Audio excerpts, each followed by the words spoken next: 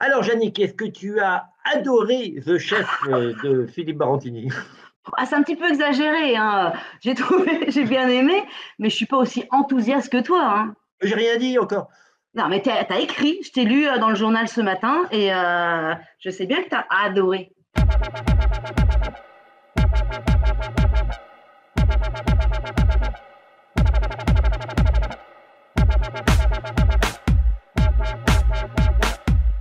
En Alors tout cas, je suis l'histoire. bien content de te recevoir. Et pour fêter ça, comme on parle de cuisine, tu as vu, j'ai mis un beau tablier. Ah mais ouais, non, maintenant tu deviens presque un acteur.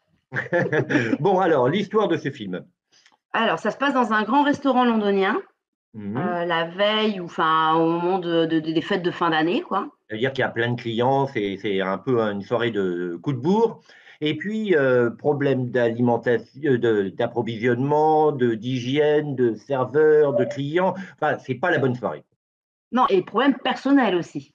Ah, c'est vrai, c'est vrai, c'est vrai. Donc tout ça s'accumule et bah voilà. Who's gonna go back in them? Beautiful. Keep turning, keep turning, keep turning. We've got a good menu. We pull together, we'll be fine. Yes, chef. Let's move our asses. Hey, you, that's not the menu. Focus on table 13. Andy, we're going down. Andy, I need you on. On va commencer par ton point positif.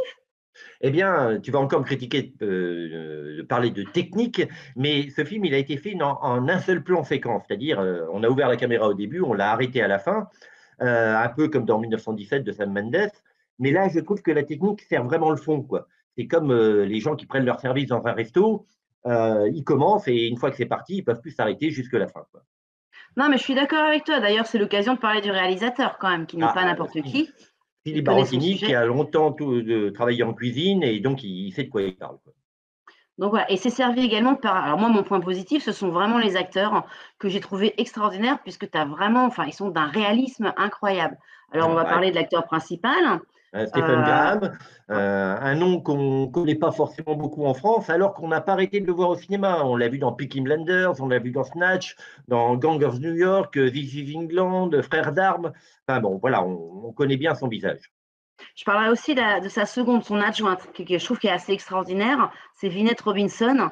Elle est incroyable. À un moment, il y a une scène où elle dit Un ses coup de quatre gueule. vérités. Ah ouais, ouais.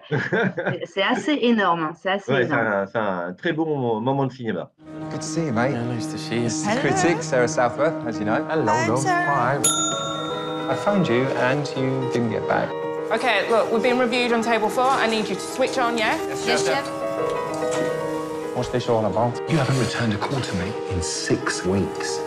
This is about you taking £200,000.